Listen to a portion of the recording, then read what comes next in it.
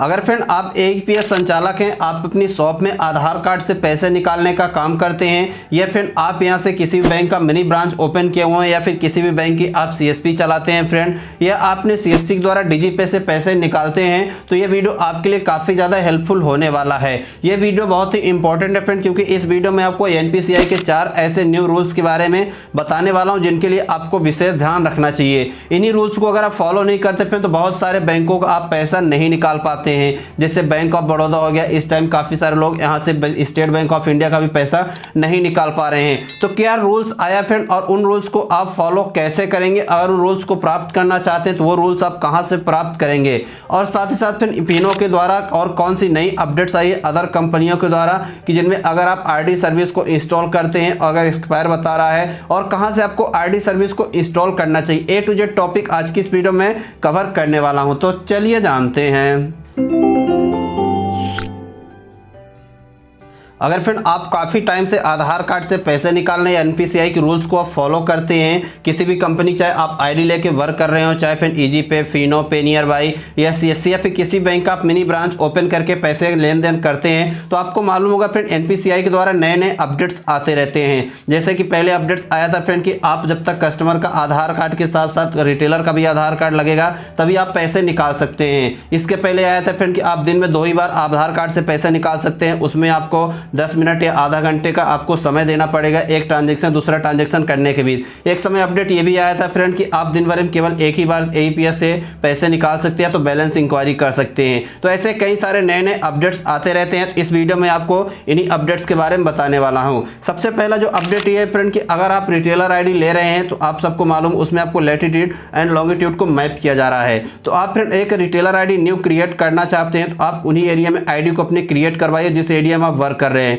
क्योंकि NPCI के rules के अनुसार या फिर कंपनियों के रूल्स के अनुसार अब 3 किलोमीटर के सर्किल में अपनी ID को क्रिएट करवा सकते हैं। फॉर एग्जांपल जिस जगह मैं बैठ के ID बनवा रहा हूं तो ये ID में यहाँ से 3 किलोमीटर अंदर के सर्किल में इसे यूज करता हूं। अगर मैं चाहूँ कि दूसरे स्टेट में जाके ID को यूज करूँ या फिर यहाँ से 5 किलोमीटर 10 किलोमीटर की दूरी जाके अपनी ID को यूज करूँ तो मैं ID को यूज नहीं कर पाऊंगा। साथ ही साथ फिर अगर आप ID यूज करना चाहते हैं तो आपको जैसा एक फिजिकल वेरिफिकेशन कराना होता है। फिजिकल वेरिफिकेशन में क्या होता है फ्रेंड कि आपके पास शॉप होनी चाहिए, आपके यहाँ कोई फिजिकल जाता है फिजिकली वेरीफाई करता है, या फिर बहुत सारी कंपनियां वीडियो कॉलिंग के माध्यम से फिजिकली वेरिफिकेशन करती हैं जिनमें आपकी कंपनी जो भी आपकी शॉप है उसका फ्रंट बैक और इंटीरियर का फोटो लगता है, तो वहां से आपको वो फोटो देना पड़ता है फ्रेंड। इसके बाद आपका फिजिकल वेरिफिकेशन कंप्लीट हो जाता है। जहां से आप फिजिकल वेरिफिकेशन कराते हैं उसके 3 किलोमीटर के अंदर ही आप अपनी ID को यूज कर सकते हैं। तो इस प्रकार फ्रेंड आप अपनी ID को 3 किलोमीटर के अंदर ही यूज कर सकते हैं। फ्रेंड मेरे पास कई सारे लोगों का सवाल आता है कि सर मैंने ID ली थी, मेरी ID ब्लॉक हो गई है, मैं उसे अनब्लॉक कैसे कराऊं। तो ID अगर फ्रेंड आपकी ब्लॉक हो रही है या फिर आप पहले से ID यूज करें, आपकी ID ब्लॉक हो गई है, अचानक आपकी ID ब्लॉक हो चुकी है, आपने उसे अगर तक यूज करते अब उसे अनब्लॉक कैसे कराएं, और इसका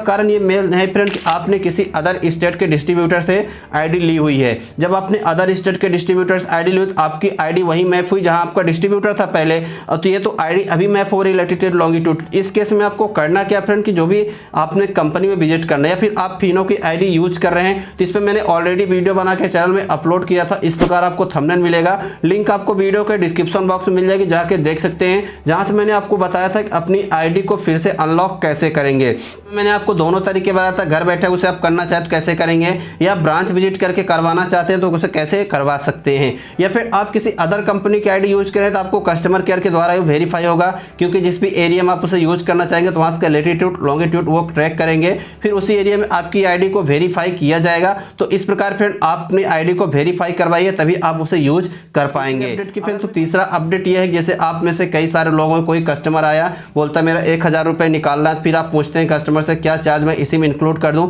या आप अदर देंगे, तो फिर कस्टमर यही कहता है आप उसी में से काट लीजिए। तो सबसे बड़ी गलती हम लोग यही करते हैं फ्रेंड, जब उसका चार्ज काटते हैं तो NPCI के अनुसार या उस बैंक के अनुसार हम वो चार्ज बिना उस कस्टमर को बताए ले रहे हैं। तो अब आपसे करना क्या फ्रेंड कि आपको जैसे 1000 निकालना निकालें उसके साथ एडिशनल अमाउंट नहीं निकालना है 10, 20, 30 रुपए कि जैसे 1000 में अगर आप 10 रुपए ले रहे हैं तो आप 1010 रुपए निकालिए। तो ऐसा आपको एक भी नहीं करना है बिल्कुल भी फ्रेंड। आपको कस्टमर को बोलना है कि आप मुझे 10 रुपए एक अलग से दीजिए तो ही मैं आपका लेन देन करूंगा। ऐसे फ्रेंड अगर आप कर रहे हो, आप बोलेंगे कि मेरी आईडी तो अभी तक ब्लॉक नहीं हुई, तो हो सकता है फ्रेंड आपकी कंपनी ट्रैक में आपकी आईडी नहीं है। अगर एक बार आईडी आपकी आ जाएगी या तो आपको उस मंत्रा सर्विस को ही ब्लॉक कर दिया जाएगा या फिर आपकी आईडी को ब्लॉक कर देगा, फिर दोबारा उस बैंक से आप अपनी आईडी को पैसे नहीं निकाल पाएंगे। इस चीज का आपको विशेष ध्यान रखना है, क्योंकि फ्रेंड इसका केस भी मेरे पास आया था, जहां से पहले किसी ने बैंक ऑफ बड़ौदा का पैसे निकालते थे, फिर मैंने चेक किया तो यही बैंक से भी पता किया तो यही पता चला फ्रेंड कि उन्होंने जो एडिशनल अमाउंट निकालते थे उसी की वजह से उनकी आईडी सर्विस को ब्लॉक कर दिया गया था और आईडी को भी ब्लॉक कर दिया गया था उस बैंक के द्वारा, तो वहां से पैसे नहीं निकाल। सबसे मोस्ट अपडेट है फ्रेंड कि मेरे पास कई सारे कमेंट्स आए हैं कि मैंने एक लास्ट वीडियो बना के अपलोड किया जिसमें मैंने आपको बताया था कि मंत्रा आईडी सर्विस अपने पीसी में कैसे इंस्टॉल कर सकते, क्योंकि उसके प्रोसेस को चेंज किया है। अभी तक वो वीडियो नहीं देखा, इस प्रकार थंबनेल मिलेगा, जाके वीडियो को देख सकते हैं। तो आप में से किन्हीं एक भाई का कमेंट्स आया था कि हम आईडी सर्विस को कैसे इंस्टॉल करें, हमने तो पहले से इंस्टॉल करके रखी हुई है फ्रेंड, तो वर्क नहीं हो रहा है। तो आपको फ्रेंड नई आईडी सर्विस को इंस्टॉल करना है तो आपको करना क्या है, जाइए आईडी सर्विस के ऑफिशियल वेबसाइट में, जहां से आप जाके उसे इंस्टॉल कर सकते हैं। सभी कंपनियों का भी यही अपडेट आया हुआ है। तो आप नई आईडी सर्विस को जरूर अप टू डेट करते रहें फ्रेंड, जहां से आपकी डिवाइस भी अच्छे से वर्क करेगी और अच्छे से आप एईपीएस से पैसे निकाल पाएंगे। तो ये नए 4 अपडेट्स है फ्रेंड जो आपके लिए काफी ज्यादा इंपॉर्टेंट है, मुझे लगा आपको बताने चाहिए। इनमें से आपको कौन सा बेस्ट अपडेट लगा है आप में इस वीडियो के कमेंट बॉक्स में कमेंट करके जरूर बताइएगा। साथ ही साथ फ्रेंड अगर आप एईपीएस रिलेटेड वर्क करते हैं तो आप चैनल को सब्सक्राइब करिए, क्योंकि जितने भी नए नए अपडेट्स रहते हैं मैं आपके लिए टाइम टाइम डेली वीडियो लाता रहता हूं, तो जिसमें सबसे पहले नोटिफिकेशन आपको